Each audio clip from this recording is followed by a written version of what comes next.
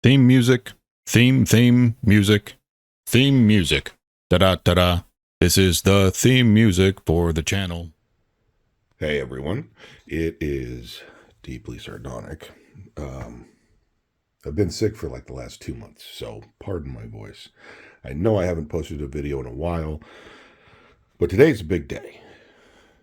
This is an HP Omen, and it is from 2022. It is rocking a laptop version 3060, 6 gigabytes of VRAM. And I recently purchased this. This is the Samsung Odyssey 9. I'll put the actual model number up on the screen.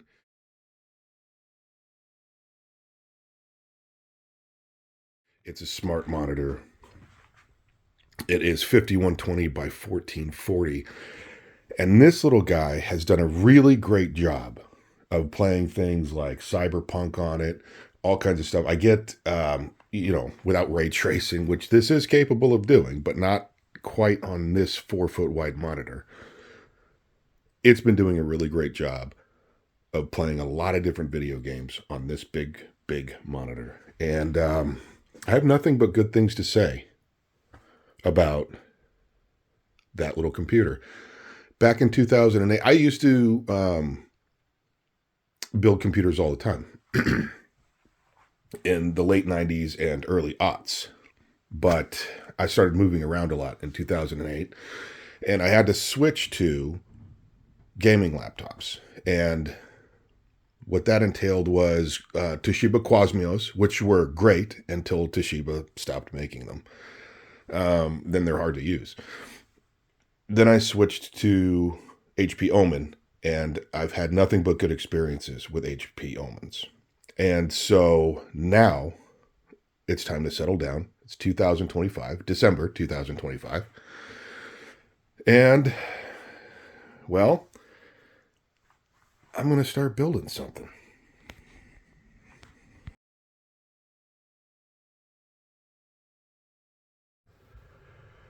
So, this build is going into a Cougar case.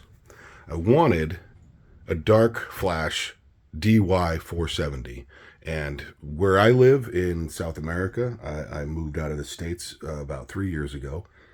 They just didn't have the ability to send it to me. But I do like that this has two USB-A 3.0s, a USB-C, and they're at the top. And I'll explain that in a second, I guess. One side panel, whereas the dark flash had glass on the side, on the front, and a strip of glass up here as well.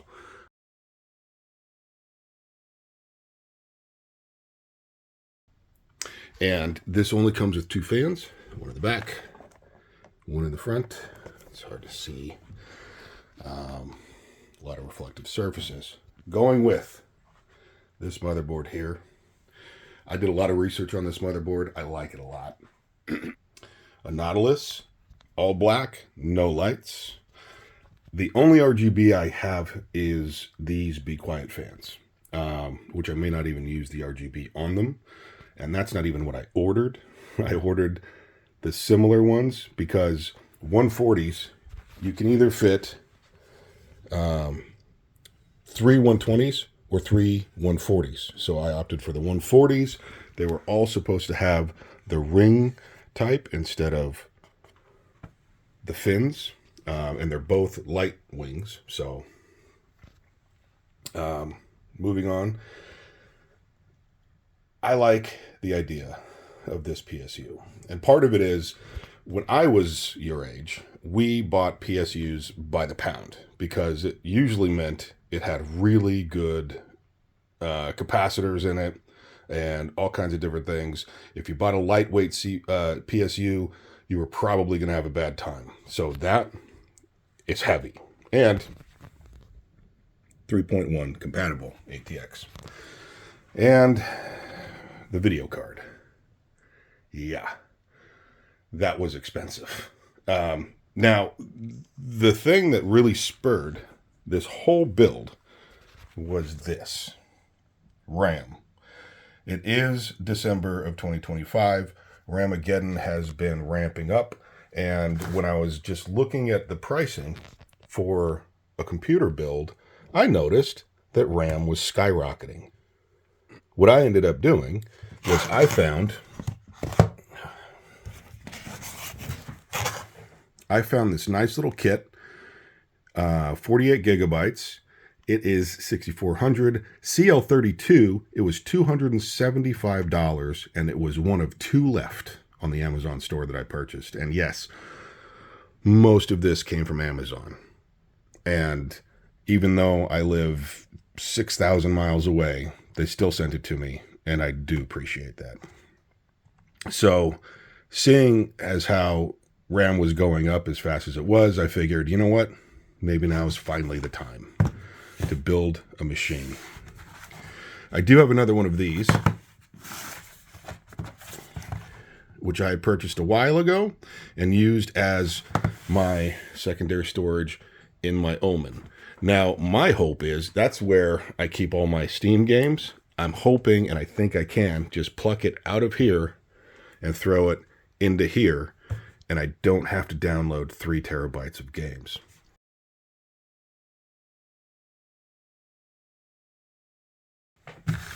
And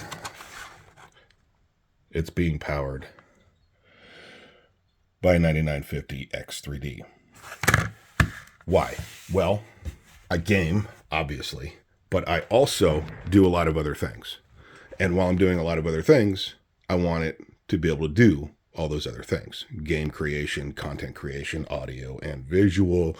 So this is not at all strictly a gaming machine. Now, the reason I'm not a big RGB fan is because when I was your age, we didn't have RGB. We built computers to be computers. When I'm playing a game or I'm working on the machine, I'm not looking at the machine. I'm looking at the monitors. So why am I going to cause a distraction? Plus, this can't even be on my desk. I'm going to have 6 feet worth of monitors on my 7-foot wide desk. I don't have room for this behemoth on my desk. I'm not going to be able to just sit there and stare at it. I'm going to be playing games on my 4-foot wide Samsung Odyssey 9 monitor, and I'm going to be playing video games like an adult, not looking at a color box. Anyway, I'm going to start building this thing and get to the dreaded first power button moment. Wish me luck. I also have to say, I don't remember motherboards being this heavy. This is like pounds. This is a heavy motherboard. And I can only assume it's all this cooling, which I'm very happy about. But wow, I don't remember them being this heavy. The last motherboard I actually handled, and the last computer that I built, was a socket 939 on a Fatality motherboard. That's how old I am. Okay, so motherboard out of the bag. It is beautiful. And yeah, most of the heft is right over here. And this I/O block is really why I got this. And it's not great lighting right now. It's not really my goal.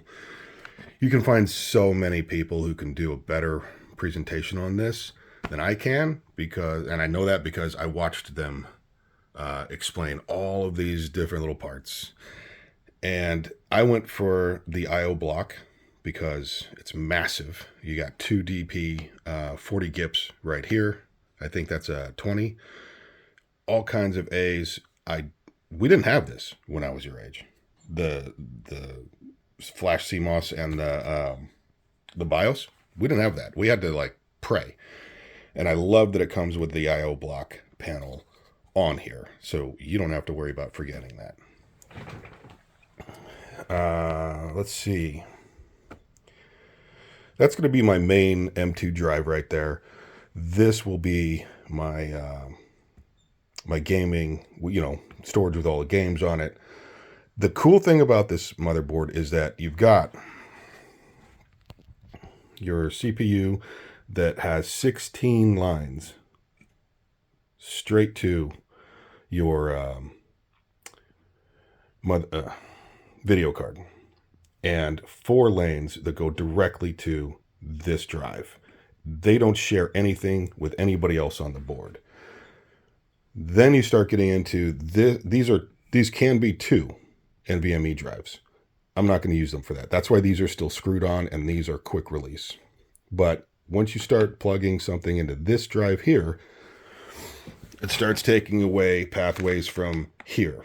And it'll turn these 40 gips into 20 gips real fast. And I don't need to do that, especially since there are 4 SLI headers on here.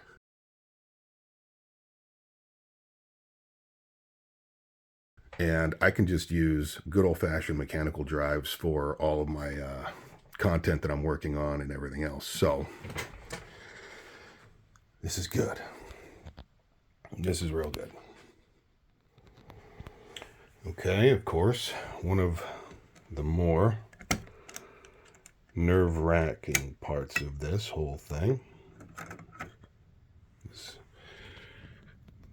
making sure you get this right. Doesn't look like any of those pins are bent, which is nice. You just never know when you're going to get a board that has already been opened and messed up for you. Okay, this away. Just lay it on in there. No jiggling, right? Just like that. It looks okay. Down, and I've never done this, but I hear you're supposed to use a tremendous amount of force. That barely did a pop. It just sort of fell off. Very anticlimactic, but I'm used to that. So there's that. I already took off these brackets here that were for some sort of stock cooler, and for AMD, I'm going to be putting on these standoffs. You know, back in my day, if you wanted any sort of water cooling, you had to build a whole water cooling system. But I'm very excited to use this all-in-one, which comes with all different kinds of stuff for whatever you might need it for. And they're all LGA, thumb nut, screws, like Acme screws or whatever. So it's pretty cool, straightforward, and we're going to see how it goes. So far, that's that. I have to say that these are good-looking sticks of RAM, or at least, you know, the heat plate is. Now, $275 for this 48 gigabyte 6400 CL32 kit. Okay, I remember. Now I've had 286s, I've had 386s, I've had 486s. And I remember back in the day when I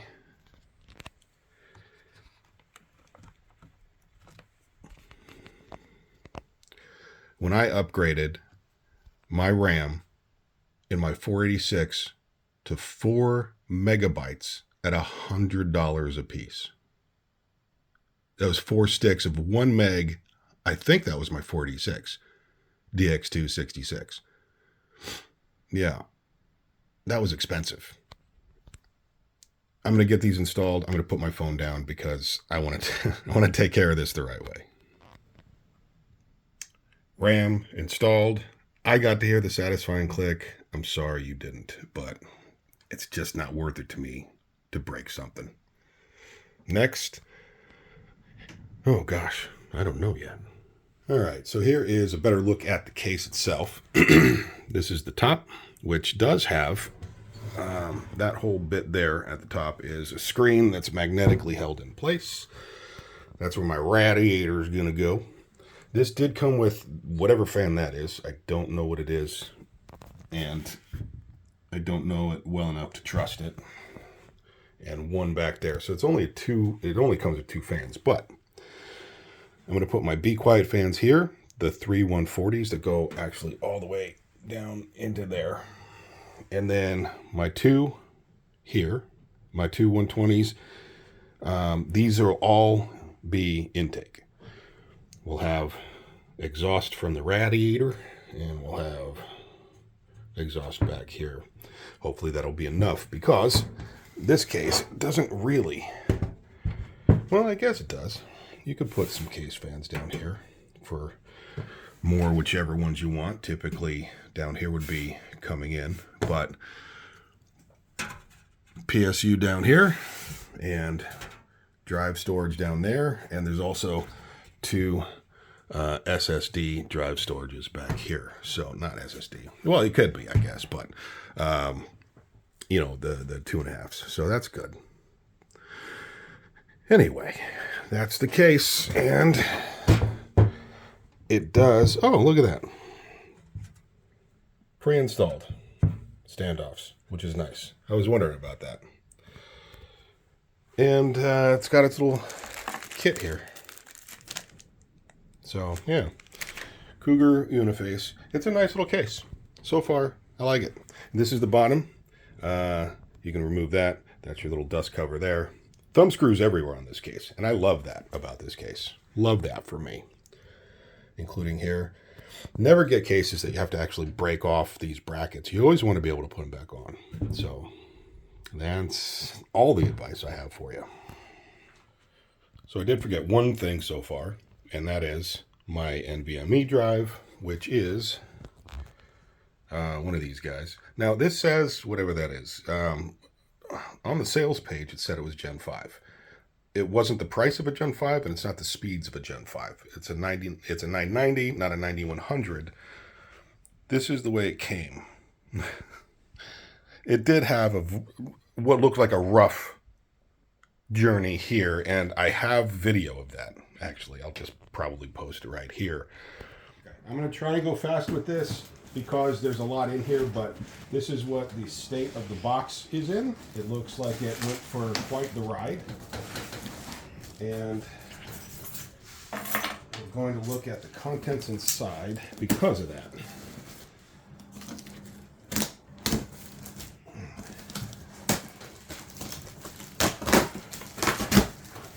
Now, that's not like great packaging for going international, in my opinion. Like, this doesn't do anything.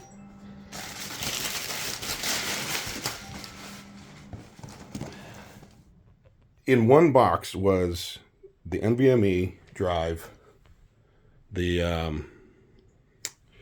RAM, and the cooler, the AIO, and something else.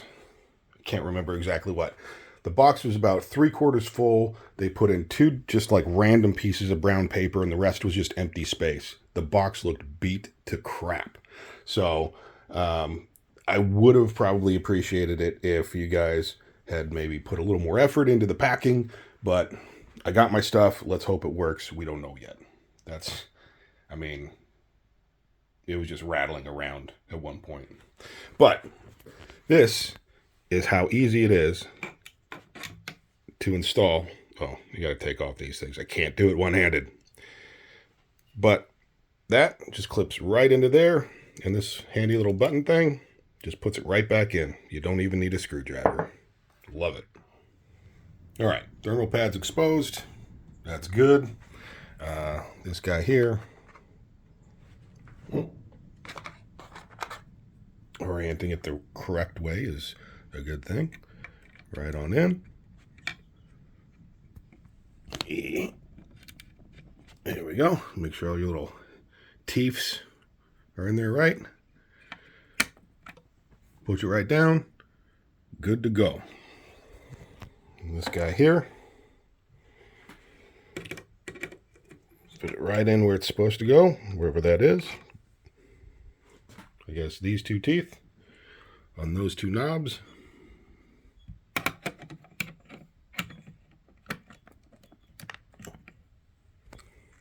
Good to go.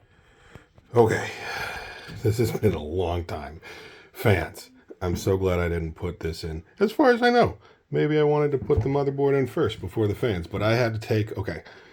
These, first of all, I installed one the wrong way. I installed it as exhaust instead of intake. So I had to take it back out, put it in. Once I did that, I put in the second one. And then I put in this guy. And then I went to go put in my 140s over here, which go in the front, just behind the front shroud. And then I realized I needed to take these fans out again so that I could put these screws in and then reinstall these fans again. So, plan your build a little better than I did. Fans. Okay, so far, this is actually a really nice, it's just like a dark black build. It's nice. And the video card I got has no RGB, just flat black as well. It's a very handsome assembly so far. I did do this. This didn't come with any sort of plastic to pull off, because so many people are like, make sure you put the plastic in or get the plastic off of it. It just had plastic on here, here, and here. So just in the middle of the fans. These didn't have any plastic. The only other plastic I had to pull off was for the heat pads, and that's it. So, yeah. Very good. Oh, and this came pre-plastered with its own thermal. So let's hope that it's good. It's Corsair, so I trust them. Okay. That was exhausting. This should be the last cable that I have to install. But first I need to go get my video card, which I will do in a second. But, oh my goodness.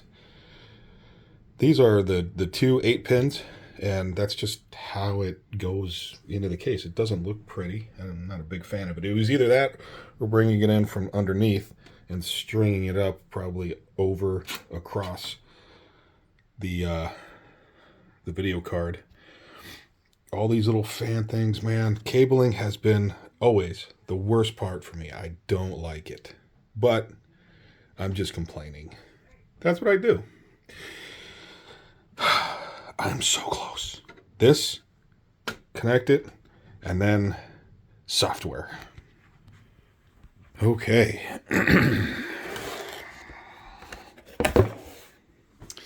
This is what I got. This thing is a foot long. And I don't know what any of these extra things are. But I don't think I'll need them. But I guess we don't know yet.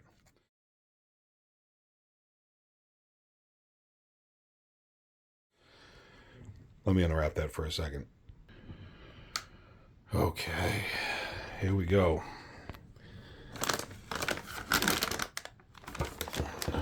This is, hold on.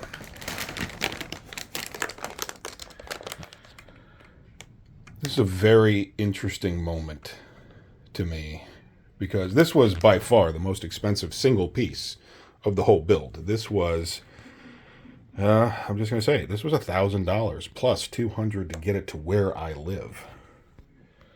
Now, when I was building computers, I was always an NVIDIA card guy. You could just go get, like, the most expensive one on the shelf was at maximum $800. Most of them were $600. You could get a decent one for $100. That was back, GTX 8800 or 8000 series or whatever it was. And, or GT or whatever. I can't even remember anymore. It's 20 years ago. This was $1,000. And then, of course, you could get the Tough, right? Or the Asus. Yeah, the Asus Tough. That one's was $1,300 on sale. And then, of course, a 5090 is going to cost you $2,500 to $3,500 or more. It's insane to me. But let's see if it was worth it. Okay, nervous time. This is the new BIOS. I just plugged it in. I haven't flipped on the on switch yet. And Look at how beautiful this actually is. I mean, this would make a really great stealth case if it had 0 RGB and black fans, you know, but it doesn't. I don't know what that is. I'll figure it out.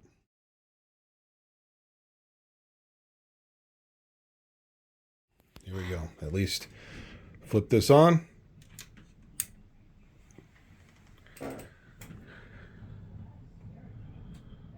Nothing happened. So there's no smoke coming out. Okay.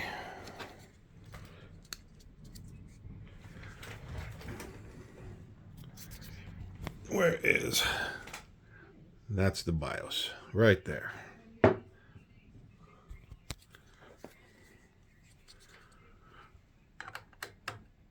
Of course. Oh, it just flashed red. That means that hold on. What? Give me some light here. It flashed red, so it has power to it. And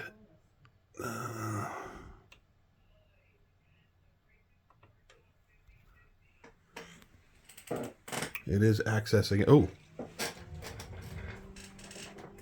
something happened. Everything happened. What happened? I thought this was just supposed to do the BIOS. Turned on all the fans.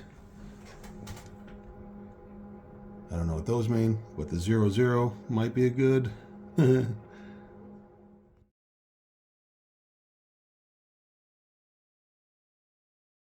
That's flashing red.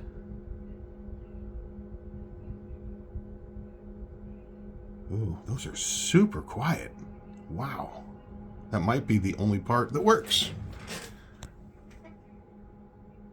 That's supposed to be on for 5 to 10 minutes, and if it goes off before that, it didn't work. So let's hope for the best. So I also wanted to show you this really cool thing here, which I got off of AliExpress for $50, and it just gives you live stats of your machine. And you can choose what stats are there or not, or what kind of theme it is. But this is just idle. It's 39 degrees hanging out, and it is 74 degrees. This is in Fahrenheit, so whatever that comes out to be. 74 degrees in my office right now, and 39 is Celsius. So, I mean, my CPU isn't even running anymore. You know, it's not even running the fans right now. So that's that, and then I'll put it under load, and I'll show you the stats under load. So this is, I've opened Cyberpunk 2077.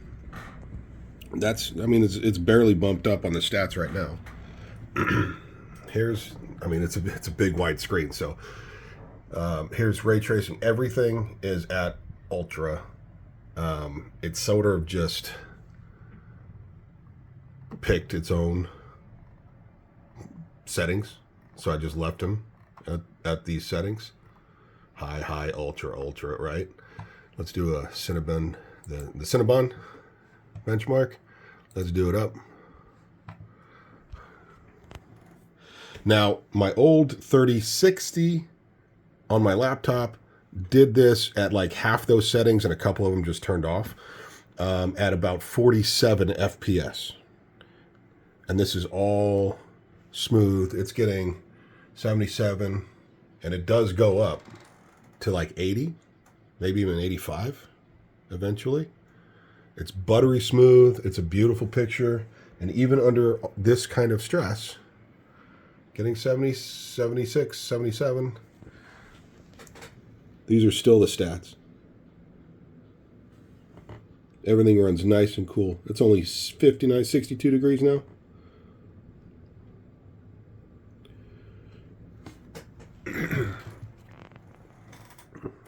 It's beautiful, I gotta say. The screen really helps too, of course. Yeah, see, we're at 80, 83 now that we're outside.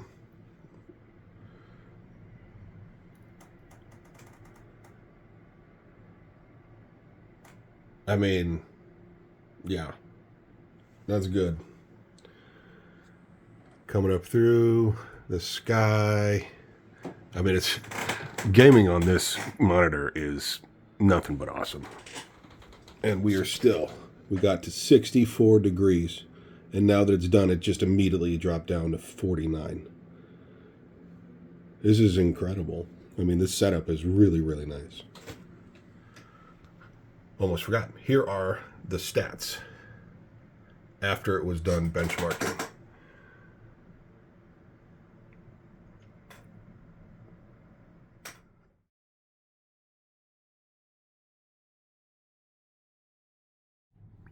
So this is my video editing software. This is all the different, it's like 16 or so, it's 16 gigabytes worth of video being compiled pretty quickly by this new machine here.